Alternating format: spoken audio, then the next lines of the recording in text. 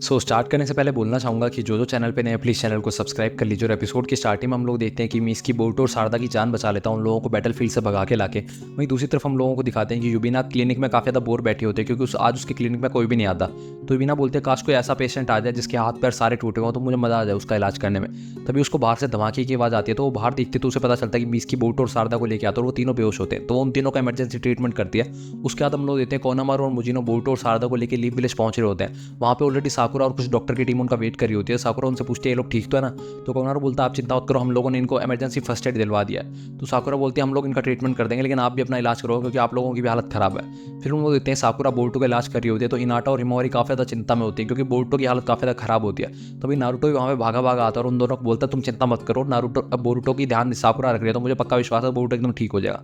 फिर वो कोनामारू को बोलता है कि कोनामारू तुम भी चिंता मत करो। तो कोनामारू बोलता है कि ये सब कुछ मेरी गलती है लॉर्ड होकागे, आपने मुझे जिम्मेदारी दी थी टीम 7 की, लेकिन मैं उनको बचा नहीं पाया।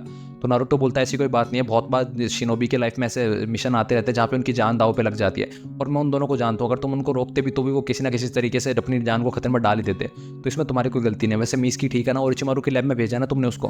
तो कोनारू बोलता है हाँ हमने उसको ओरोचिमारू की लैब में भेज दिया, क्योंकि उसकी इंजरीज काफ़ी ज़्यादा सवर थी, हम लोग उसको ठीक नहीं कर पाते यहाँ पे, इसलिए हम लोगों ने उसको ओरोचिमारू की लैब में छोड़ दिया।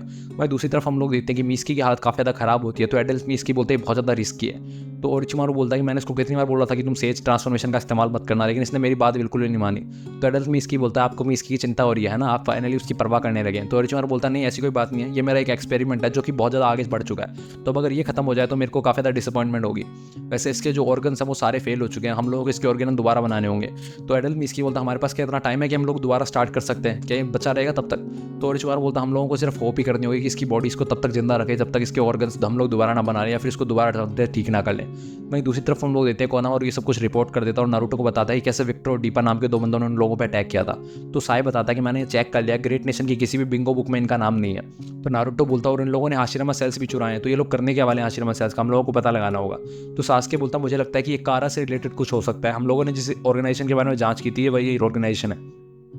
तो कोनारो बोलता है कि मुझे पता है विक्टर की कंपनी कहाँ पे लोकेटेड है, तो आप प्लीज़ मुझे अलाउ कीजिए, मैं वहाँ पे मिशन ले जाना चाहता हूँ। तो नारुतो शिकामारू से बोलता है कि ऐसा हो सकता है। तो शिकामारू बोलता है इतना आसान नहीं है हम लोगों का वहाँ पे जाना, क्योंकि वो लैंड ऑफ वैली के अंदर आता है, लेकिन मैं किसी से बात करूँगा, हम लोगों को परमिशन लेनी होगी लैंड ऑफ वैली की। वहीं दूसरी तरफ हम लोग देखते हैं कि विक्टर हाशिरामा सेल से प्रैक्टिस कर रहा होता है, उनके ऊपर एक्सपेरिमेंट कर रहा होता है। तभी डीपा वहाँ पे बैठा होता है और बोलता है ओल्ड मैन तुम्हें इतना टाइम क्या लग रहा है, जल्दी जल्दी काम खत्म करो यार, बहुत देर से बोर हो रहा हूँ मैं। तो विक्टर बोलता है ये सब कुछ तुम्हारी वजह से हो रहा है, हम लोग ज़्यादा देर तक ज़्यादा जल्दी नहीं कर सकते, वरना अगर एक बार हाशिरामा सेल्स खो गए फिर उसके बाद दोबारा पता नहीं चांस मिले ना मिले। तो दीपा बोलते हैं सब कुछ उसकी वजह से हो रहा है, अगर वो प्लान के मुताबिक चलता तो ये सब कुछ नहीं होता। तो विक्टर बोलता है तुम्हें क्या दिक्कत होगी उसकी वजह से, तुमने तो वही किया ना जो तुम चाहते थे, और तुम्हारी वजह से शायद उन लोगों को पता भी चल चुका होगा कि हम लोग क्या कर रहे हैं, हमें नोटिस कर लिया होगा उन लोगों ने। तो दीपा बोलता है आपको क्यों चिंता हो रही है, हम दोनों तो ऐसे बंदे थे जिस पे सबसे ज़्यादा कम ट्रस्ट था उस ऑर्गेनाइजेशन को, तो आप लोगों को चिंता करने की जरूरत नहीं है। तो विक्टर बोलता मुझे अपने साथ मत मिलाओ, मेरे ऊपर उनको काफ़ी ज़्यादा ट्रस्ट था, तुम्हारे ऊपर नहीं होगा, मैं तुमसे अलग हूँ।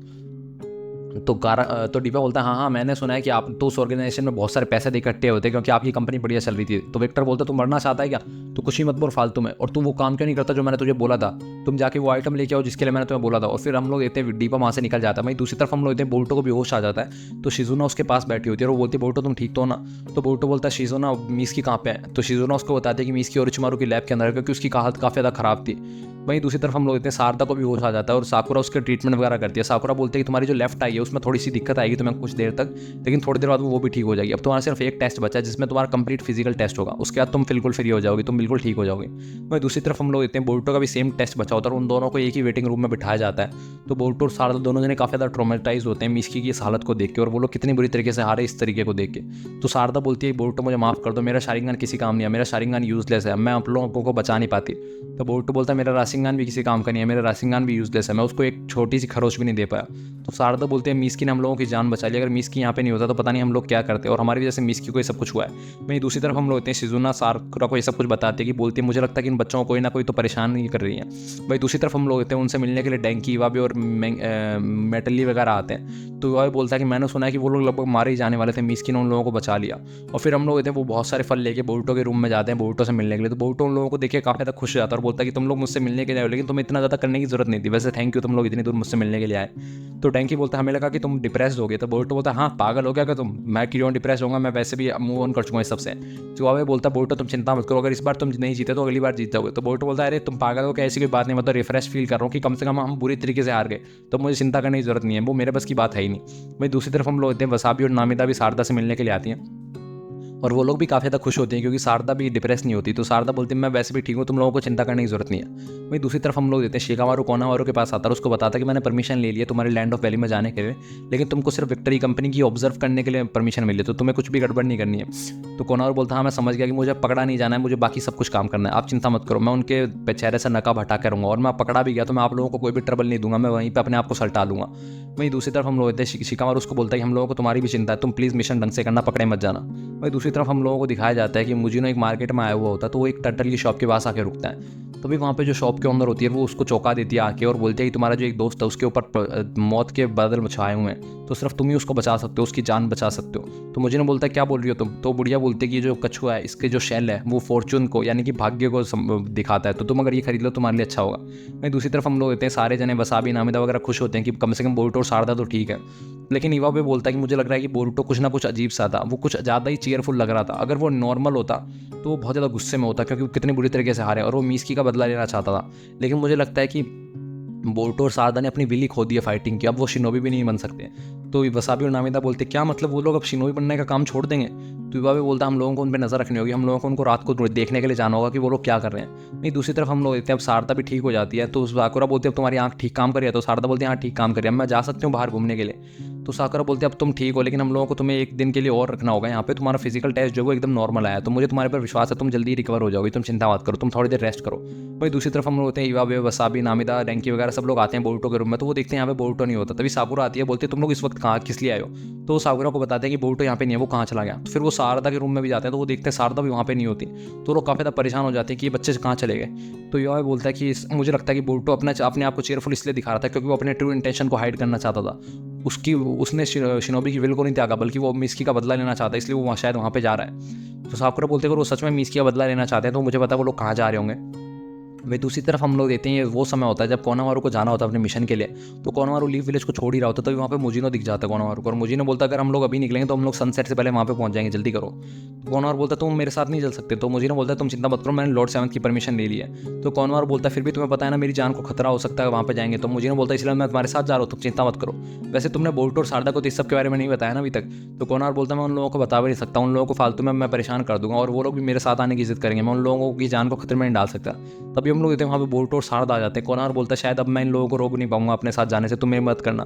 भाई दूसरी तरफ हम लोग देते हैं बोरुटो और शारदा आती है, कोनामारू से पूछते हैं क्या सच में मिस्की ने हम लोगों की जान बचाई है। तो कोनामारू बोलता है हाँ उसी ने तुम्हारी जान बचाई, मुझे नहीं पता उसने कौन से जुत्सु का इस्तेमाल किया, लेकिन वो तुम लोगों को बैटलफील्ड से लेके आ गया था। वैसे मुझे माफ कर दो, एज अ कैप्टन ये मेरी रिस्पॉन्सिबिलिटी होनी चाहिए तुम्हारी जान बचाने की, लेकिन ये सब कुछ मिस्की को करना पड़ा। लेकिन तुम चिंता मत करो, हम लोग विक्टर के चेहरे से पर्दा हटा देंगे और उसको बेनकाब कर देंगे। लेकिन मुझे पता है कि तुम लोग भी मेरे साथ आना चाहते हो मिस्की का बदला लेने के लिए, लेकिन मैं तुम्हें मना करना चाहूँगा। तो बोरुटो बोलता नहीं ऐसी कोई बात नहीं है। तभी हम लोग होते हैं वहाँ पे साकुरा वगैरह भी आ जाते हैं। तो युवा भी जैसे ही वहाँ पे जाने वाला होता है वैसे साकुरा उनको रोक लेती है और बोलती है हम लोगों को इनकी बात सुननी चाहिए। तो बोरुटो और शारदा बोलते हैं कि हम लोग आपके साथ नहीं जाना चाहते, दरअसल हम लोगों को पता है कि हम लोग कितने ज़्यादा वीक हैं, हम लोग कितनी बुरी तरीके से आ रहे थे, इसलिए हम लोग चाहते हैं कि हम लोग स्ट्रॉन्ग बने, हम लोग आपको सिर्फ यही बताना चाहते थे। तो मुजिनो बोलता अब तुमने असली शिनोबी वाली बात करी, अब मुझे लग रहा है कि तुम लोगों पर भरोसा किया जा सकता है। तो युवा बोलता है कि हम लोग फालतू में ही परेशान हो रहे थे, हम लोग फालतू में इनके पीछे है कि ये लोग बदला लेना चाह रहे थे, बल्कि ये तो और भी ज़्यादा स्ट्रॉन्ग होना चाहते हैं। तो यहाँ पे हम लोग बोरुटो शारदा से बोलता है हम लोगों को हमारी स्ट्रेंथ को डबल करना होगा और उससे भी डबल करना होगा, उससे भी डबल करना होगा। अब हम लोग जब अगली बार मिलेंगे तो हम लोगों को बहुत ज़्यादा पावरफुल होना होगा। उसके बाद हम लोग देखते हैं बोरुटो ट्रेनिंग के लिए आता है, तो वो जंगल में सास्के के पास आने वाला होता है। तभी वो देखता है कि सास्के के पास में शारदा खड़ी होती है। तो जैसे वो शारदा को देखता है तो वो चौंक जाता है क्योंकि उन्होंने प्रॉमिस किया था कि हम दोनों स्ट्रॉन्ग होकर ही मिलेंगे। तो बोरुटो बोलता शारदा तुम यहाँ पे क्या कर रही हो, वैसे मुझे तो एक्सपेक्ट कर लेना चाहिए था कि तुम अपने डैड के पास ही आओगी ट्रेनिंग करने के लिए। तो सास्के उसको बोलता है कि अब मैं तुम्हें रासिंगान के बारे में कुछ ज़्यादा नहीं सिखा सकता क्योंकि मुझे भी इतना ही आता था, तुमने अपने डैड से क्यों नहीं बात करी। तो शारदा बोलती है अभी तुम अपने डैड से डरते हो क्या। तो बोरुटो बोलता दरअसल ऐसी बात नहीं है, मैं अपने डैड के पास गया था सबसे पहले, लेकिन मैंने उनकी बात सुनी कि वो पूरी रात से यहीं पे काम कर रहे हैं और वो पिछले 2-3 दिनों से घर पे भी नहीं गए, वो सो भी नहीं रहे, वो कारा के बारे में इंटेल डिटेक्ट कर रहे हैं, वो हर जगह पे काम लगे हुए हैं, इसलिए मैं उनको परेशान नहीं करना चाहता था। तो मिस्टर सास्के आप किसी ऐसे इंसान को जानते हो जो मुझे ट्रेनिंग करवा सकता है। तो सास्के बोलता है एक और इंसान है जो रासिंगान के बारे में जानता है, वो हमारे विलेज का है। वहीं दूसरी तरफ हम लोग देखते हैं कि ककाशी चुपचाप अपने डंपलिंग्स खा रहा होता है, तभी उसको अजीब सी फीलिंग आती है। ककाशी बोलता है मुझे अजीब सी फीलिंग क्यों आ रही है, मुझे लग रहा है कि मेरी हड्डियां कांप रही हैं। उसी के साथ एपिसोड खत्म हो जाता है। एपिसोड के लिए बने हमारे साथ, बाय बाय।